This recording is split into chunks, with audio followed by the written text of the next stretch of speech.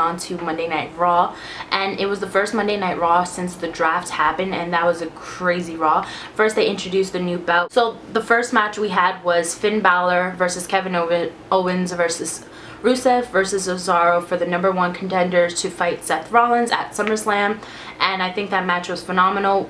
That winner of that happened to be Finn Balor, and this was Finn Balor's first time being on the new WWE roster. He was drafted from NXT all the way to Monday Night Raw, and Finn's first night there, he ended up winning against all 3 of those guys, which was incredible. Like, I was screaming so happy on my TV because I just was so proud of Finn Balor. I think he totally 100% deserves it, and the massive push that he's getting just over one night is beyond phenomenal. But I think if he ever becomes champion, WWE Universe will be super happy and excited for him.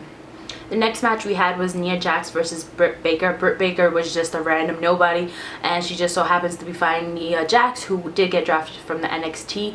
Honestly, I wasn't too happy with that because I felt like they didn't promote or intensify Nia Jax's actual moves that she has, because she's an incredible diva and she just got pushed from the NXT roster, and they put her as a jobber, which was kind of strange. Like, I felt like she should have actually versed somebody real, but I guess like they're saving it up for an actual feud that's gonna happen. I don't know, but it's all good. Nia Jax did end up winning that match. The next match we had was Roman Reigns versus Sami Zayn versus Chris Jericho versus Sheamus, and the winner of that match did happen to be Roman Reigns. That match was for the #1 contender to fight Seth Rollins at SummerSlam, so whoever was the winner from the previous match and whoever was the winner from that match get to fight the end of the night of that Raw. They end up going to SummerSlam.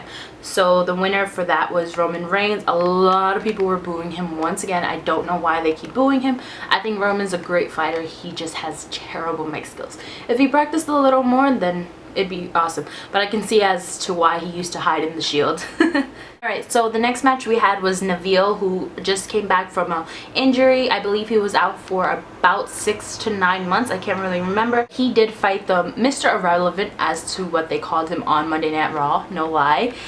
Curtis Axel. I think this is insane because Curtis Axel used to be on top with Paul Heyman, and Paul Heyman now represents Brock Lesnar, and now the fact that Curtis Axel used to be Mr. WrestleMania and he got bumped down all the way to the bottom of the WWE roster. It's just really insane that Curtis Axel is now nobody. I mean, he used to headline and now he's just there. The winner of that match was Neville. The next match we had was Charlotte versus Sasha Banks for the WWE Women's Championship, and as you all know, Sasha Banks won, which she did an amazing job. Personally, I feel like I was talking with one of my friends who also loves the WWE, and he was pretty much saying that when the Divas match comes on, they either flip the TV, or they either go to the bathroom or take a beer break. They aren't just really interested in the Divas matches, and that's pretty sad to hear because I feel like the Divas revolution has been going on incredibly way better than it has in the past, and that match between Charlotte and Sasha Banks was just insane. I think that match went on for about 20 minutes and 2 commercial breaks, and the two Divas just fought their heart out, and I'm so happy for Sasha Banks that she's now the championship title holder, because she just 100% deserves it. I did not feel like Charlotte deserves it at all because she's just boring. Like, she just always hid behind either her father or Dana Brooks or somebody else, and I didn't really like or enjoy her as a Divas championship, so I'm really happy she actually lost to Sasha, now has the title.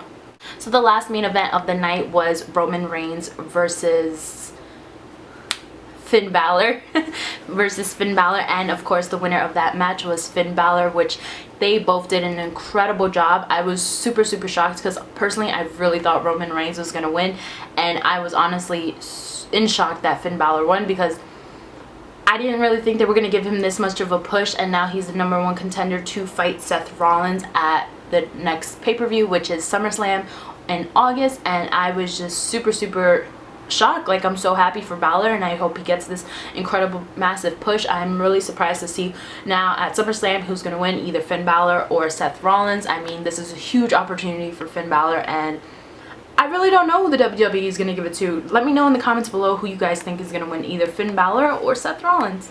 But yeah guys, that's the end of the Raw show, and now let's move on to SmackDown Live.